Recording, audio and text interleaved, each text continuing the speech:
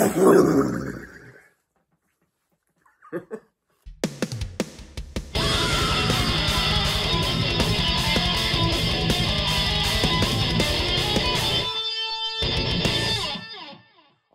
guys, welcome back to Days of Darkness and welcome to my review for Halloween 2.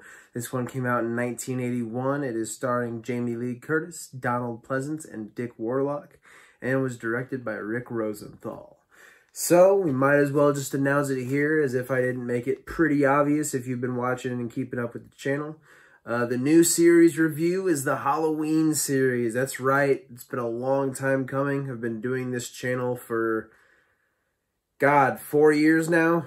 Yeah, 4 years I've been doing this channel. And, you know, I was just trying to wait for the right time. And if life has taught me anything, is that if you wait for the right time for a lot of things, it'll never happen. So we're doing it now. And my God, man, this series goes... I've always said that probably the most mishandled series in horror is probably the Texas Chainsaw Massacre series. Obviously, that's a debate that could be raged forever. But to me, Texas Chainsaw Massacre is probably the most mishandled. But God, dude, Halloween's up there. I love The Shape. I love Michael Myers. And the movies that are really good in this series are really good, but my God, there are some stinkers, and we'll get all into that. Obviously, you know, we'll be talking about each one, but today we are talking about Halloween 2. Now, you're probably asking yourself, if you're new to the channel, what, Alex, what about Halloween? What about your favorite horror movie of all time? You know, why aren't you talking about that? Fun fact, I already reviewed that movie. It was, God, pretty early in the channel's history, and I watched it back, and I'm pretty happy with it.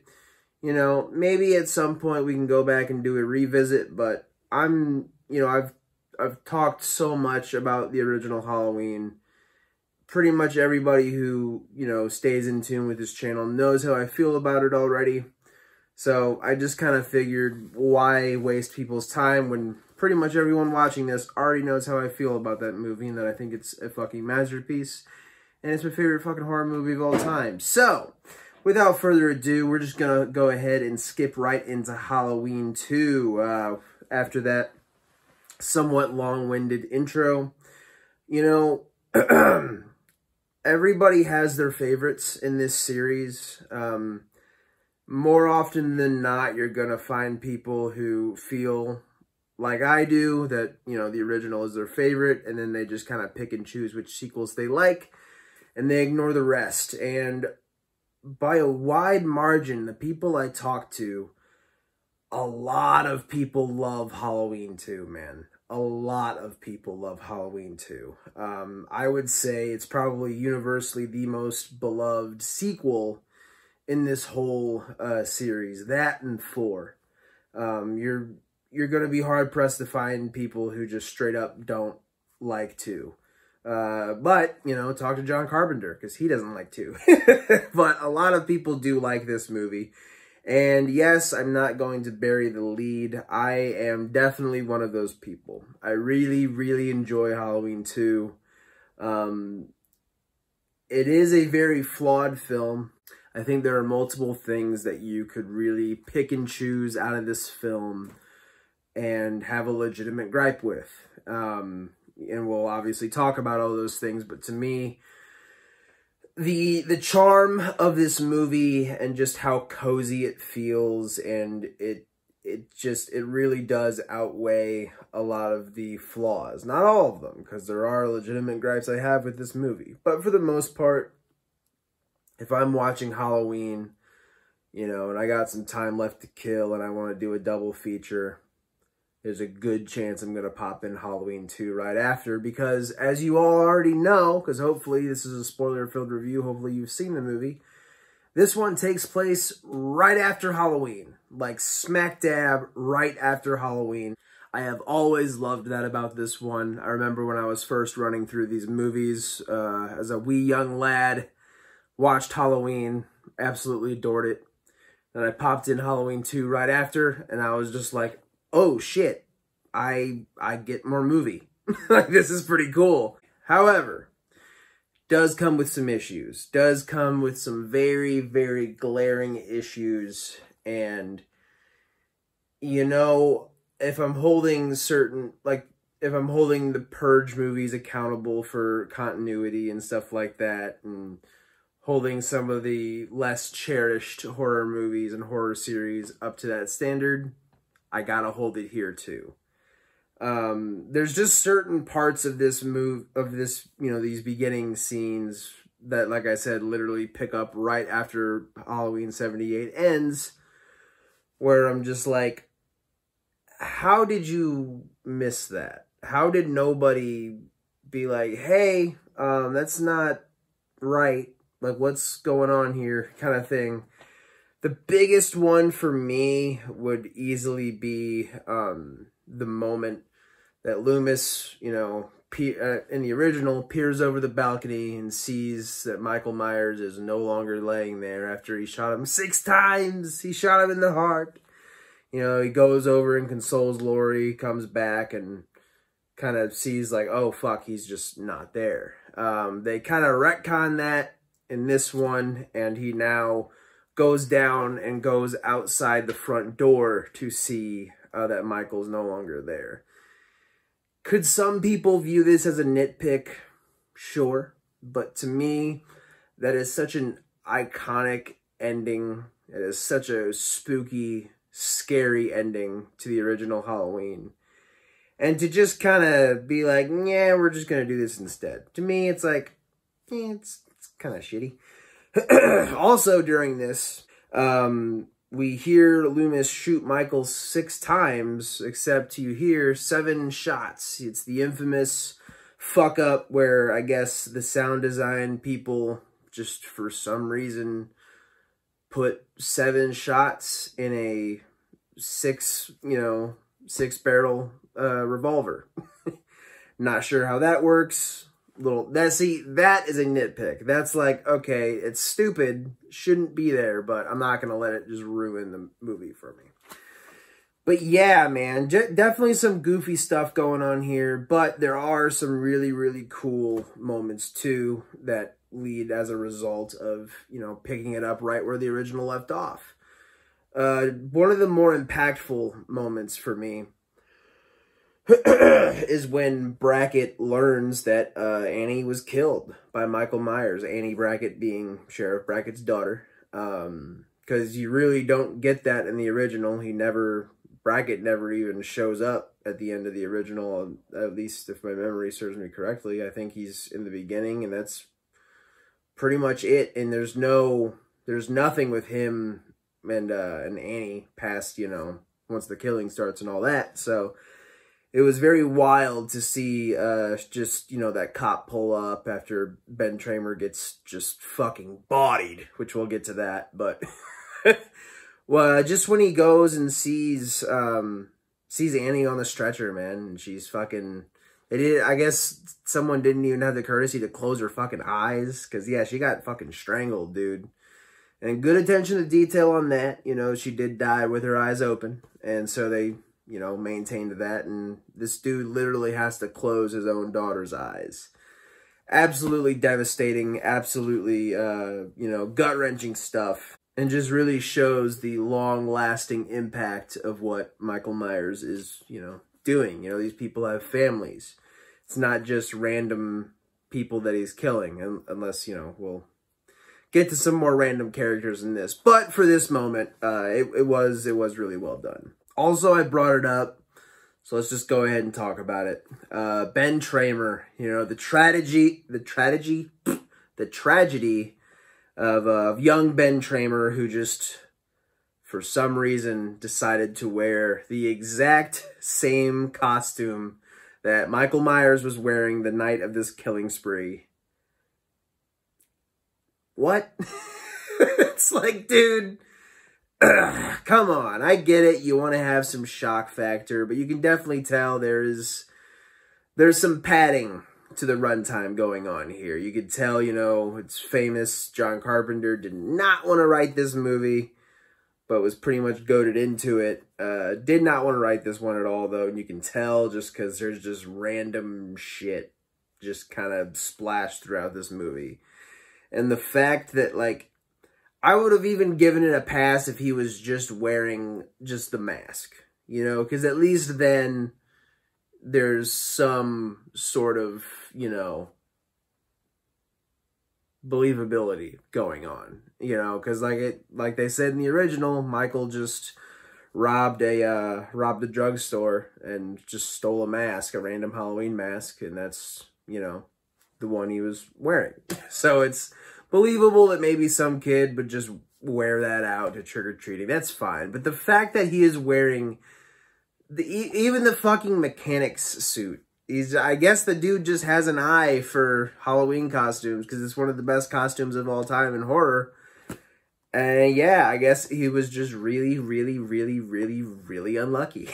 And as a result of that, he gets just pinned between a cop car and I believe it's a van. And he just explodes.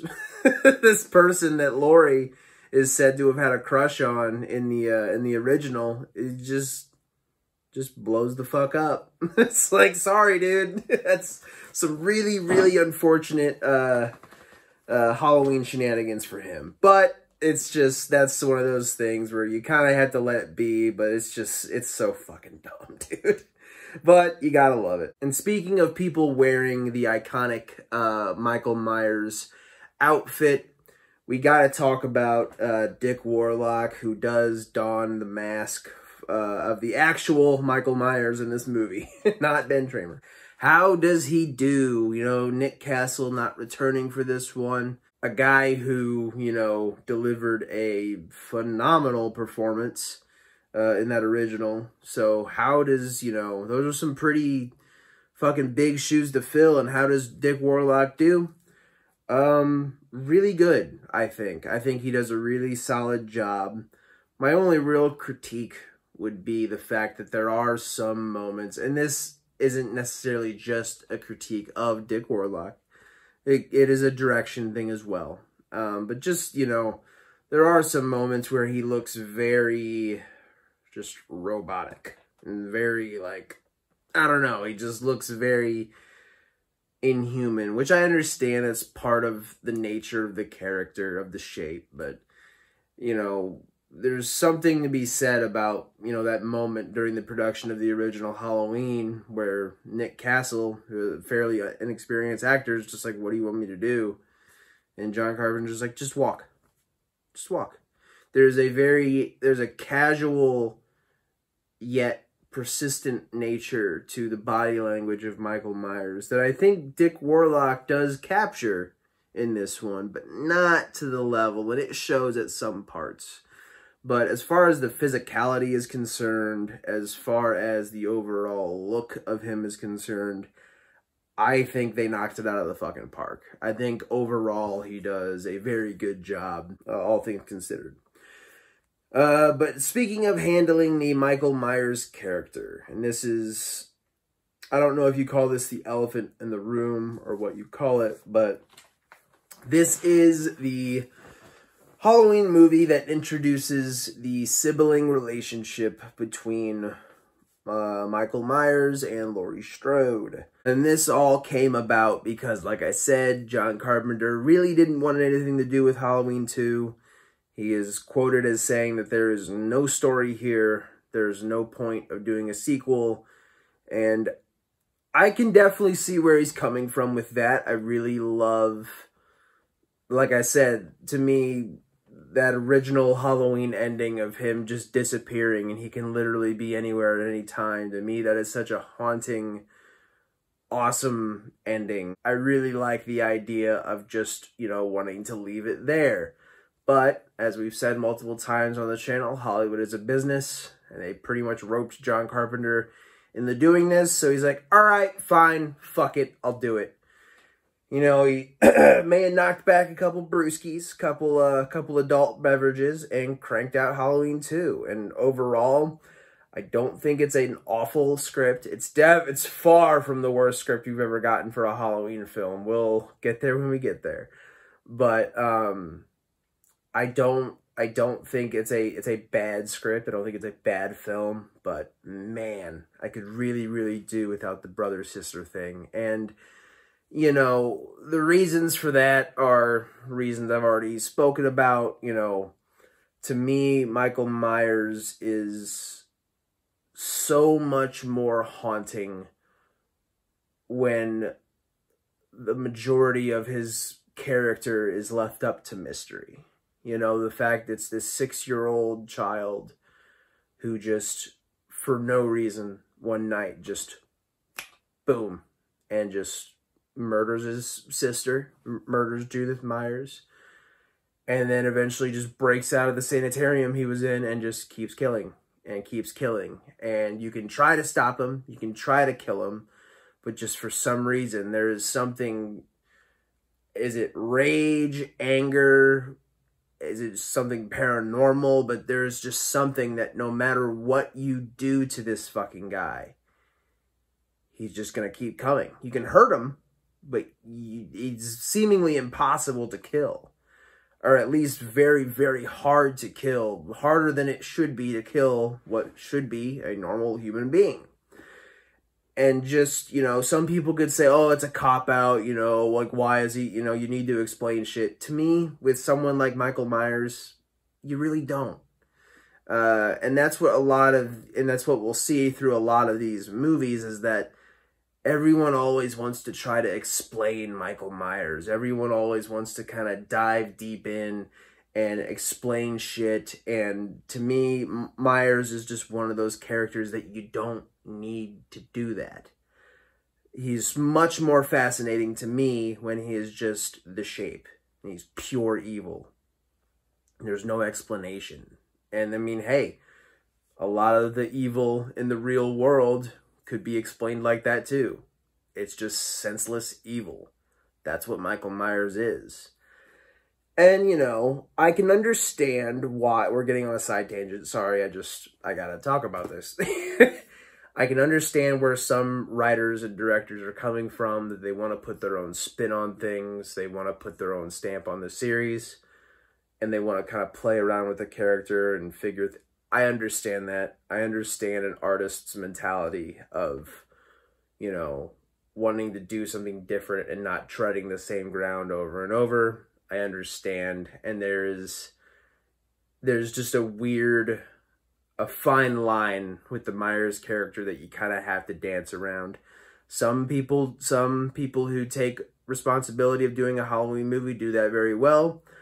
Others do not. And we'll get all into that. But for this one, you know, there is a little more motivation behind Michael's killing, and that is the fact that, you know, he killed Judith Myers back in, I always forget the year, but he was 6 years old.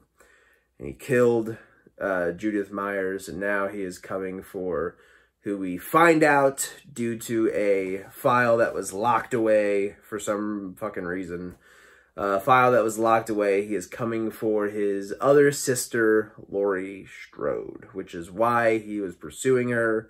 Why, when he saw her, he just seemingly fixated on her. It's because that is his sister. And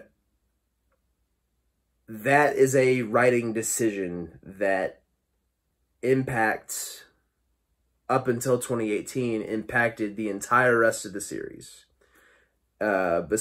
Before the Halloween 2018 movie, there was not a single Halloween film that did not have some sort of familial element to it. It was always Michael Myers trying to kill his sister or his niece or his son slash second nephew or whatever the fuck. We'll get to Halloween 6 when we get there. But it's always some sort of familial element, and that all started here. And to me, yeah, like I said, it doesn't land well for me. And it's not even really particularly handled well within the context of the movie. You know, we get a couple flashbacks here and there of, you know, Michael, who looks to be about like 9 or 10-ish, just staring out of a window in the sanitarium in Smith's Grove. And Laurie's just kind of, they got an actress who looked to be a little too old to be playing a young Laurie Strode, to where it's like, okay, how does she not remember this? How is just completely wiped from her memory? There's a scene where her adoptive mother just straight up looks at her and says, "I'm not your mother." Like, how do you not remember these these things? It's just goofy. It's a goofy kind of twist that they wanted to throw in there. It's like I said, I understand, I get it, but it's for me, it is the biggest negative of this film. Does it ruin my enjoyment? No. There's plenty of these Halloween movies that have that familial element that I still really enjoy, and this is one of them. It's just, to me, you could have easily done this film and not had that anywhere in sight. It just did not need to happen, but hey, it's here. It's never not going to be there, so you might as well just fucking get used to it. So we get that big, crazy reveal, and that pretty much leads us into a very explosive ending, pun very much intended, where Laurie, who is just an amazing, crazy shot, like a crazy shot, like so, just for some reason, is just a really good marksman, and shoots out Michael Myers' eyeballs, which leads to one of the most iconic shots of the whole series, where you just get him like kind of wiping the blood away, and you just see this blood just oozing out of the eye holes of the mask, and just these two streams.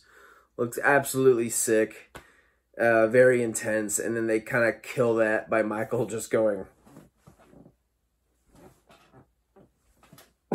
just like just wildly swinging, since he is now blinded. But they turn on the gas and, you know, loosen up some oxygen tanks and basically make that whole room just a ticking time bomb, essentially. Laurie ducks out of there, and Loomis makes the ultimate sacrifice for now. But he makes the ultimate sacrifice and just completely eviscerates himself, and as a result, Michael Myers, and the whole fucking room just goes up in flames and explodes. Wicked death. Oh, probably my favorite Myers death. I would say, yeah, it's my favorite Myers death, because obviously he dies a bunch in this whole series, but, you know, to me, that is like the wickedest fucking kill for Michael Myers, especially the fact that, you know, Loomis is obviously, he's dead. He's fucking dead, you would think, right? But he's dead, but Michael just kind of like lumbers out of there, and he's just still coming, and you're like, what the fuck? He just keeps on fucking trudging along, and eventually he does succumb to the fire that he is engulfed in and just collapses and seemingly dies. But later on, you know, we see that clearly he didn't. But yeah, man, Laurie gets loaded up into another ambulance on her way to another hospital, which I'm sure she is not super crazy about, but that is Halloween too. You know, I didn't really go over the plot a whole lot. It's because, like I said, there is a lot of plotting and a lot of stalling as far as, you know, trying to pad out the runtime. It's another kind of flaw of this movie. But overall, I do recommend Halloween 2. I really enjoy it despite its flaws. I think it's a fun time. Especially, you know, like I said, if you want to do a double feature, watch Halloween. In my opinion, you know, the best horror film of all time and my favorite horror movie of all time. But those things are kind of, you know, indistinguishable to me. But watch Halloween. If you got the time, pop in Halloween 2 because it's a fun fucking time. But yeah, man, that'll do it for the review portion of the video. But you know what we gotta do now, baby? We gotta get into the blood, the guts, and the gory bits, and we gotta get into my kill of the film. Stick around. A noticeable change from Halloween 2 compared to its predecessor, you know, Halloween, is the ramp up of violence in this movie. Obviously, by this point, you know, slashers had become a little more prominent in the genre, and with that prominence comes a lot more blood. So John Carpenter felt the need, even though Rick Rosenthal was the director of this film, John Carpenter went back and added a lot of blood and a lot of guts, at least, you know, comparable to the first one. Because, man, we get some brutal, brutal shit in this movie, and definitely is one of the things that I really like about this movie. We got, you know, the security guard in probably one of the more elongated, needlessly elongated scenes of him just kind of walking around and looking for whatever he's looking for. And eventually he does run into Michael Myers, and Michael has a hammer that is turned around, so it's that part where you can fucking rip out nails out of the wall and shit, and just spikes this dude right in the fucking head. Hammer time, baby. Crazy, wicked, awesome kill. Blink and you miss it, but it was really cool. We get Michael slitting the throat of the cop that Loomis basically ropes into going against his orders and committing a crime with. But Loomis, you know, points a gun at this dude's head. He goes, no, we gotta go back. We gotta kill Michael Myers. So he goes back, and after risking his job and all this shit, he does. You know, all he gets is a slit throat. All he gets is his neck opened up. But he was kind of dumb. You know, Loomis was like, "Hey, don't go near him. Hey, don't go near him. Hey." And he just doesn't fucking listen to him. And yeah, he gets another mouth right there because of it. He even makes a little fucking like face. Just fucking funny. Gotta talk about Ben Tramer's death, man. Absolutely fucking wild. The fact that this kid is just getting chased by this crazy ass old man, fucking, you know, Loomis.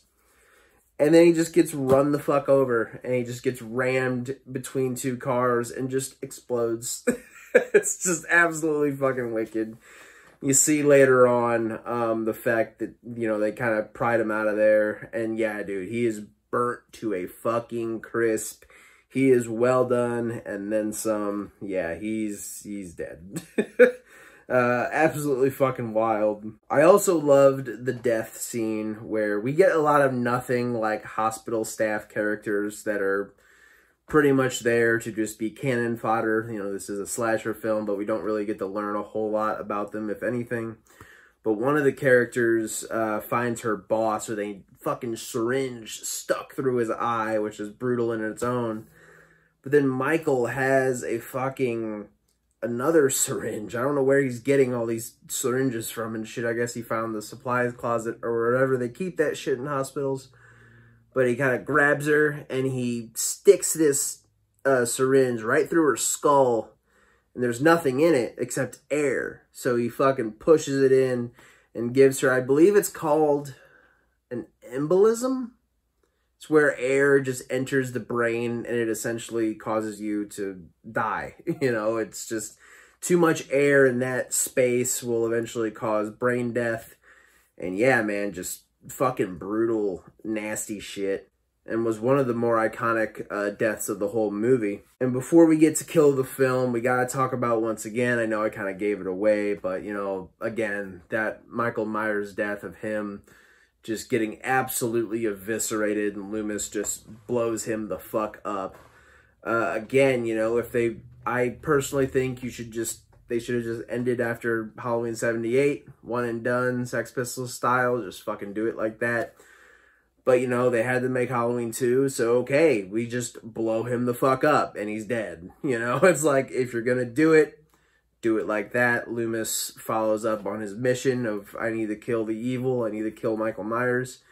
Had to off himself to do it, but at the end of the day, he was a man of his word. And yeah, man, I just think it's a really, really impactful death that, you know, immediately gets negated in other movies. But hey, yeah, I just really, really loved that double death for Loomis and Michael. But easily, my kill of the film has to go to the hot tub kill of You know, it's Bud and his girlfriend. I think her name is, it's Karen or Nancy. I can't remember which. It's Karen or Nancy, one of the two. I can't remember. But you know, they're in the hot tub, just kind of getting romantical, which I don't know how, as a staff member of a hospital on Halloween night, you find the time to get romantical and get all naked and, you know, just chill out in a hot tub. Or not even a hot tub, it's like a fucking bath they use for patients and shit. But yeah, hey, whatever, more power to you. I guess it's a slow night in Haddonfield, even though a madman just went out and killed a bunch of people. But hey, but whatever. They start chilling out in the hot tub. You know, they start to notice it's getting a little hot. It's getting a little hot in there, man. And, you know, she eventually says, like, hey, if you don't go out and turn that shit down, you ain't getting any. And he's like, all right, fine. So you see him go out, and it's a great shot of her just kind of chilling out in the bathtub, you know. And he goes in there, and he does kind of notice it is turned up a little high. And you just see this shot of him behind this kind of blurred out window. And you just see Myers come up and strangles this dude to death very fast, very quickly. Like, this dude, as soon as Michael puts it around his fucking neck, whatever he strangled him with, he kills him in, like, God, 10 seconds? Like, this dude needs oxygen really bad because he just dies within 10 seconds of this shit. You know, typically it lasts a little longer than that. Don't ask me how I know. But yeah, man, so Bud ends up getting killed, strangled to death by Myers.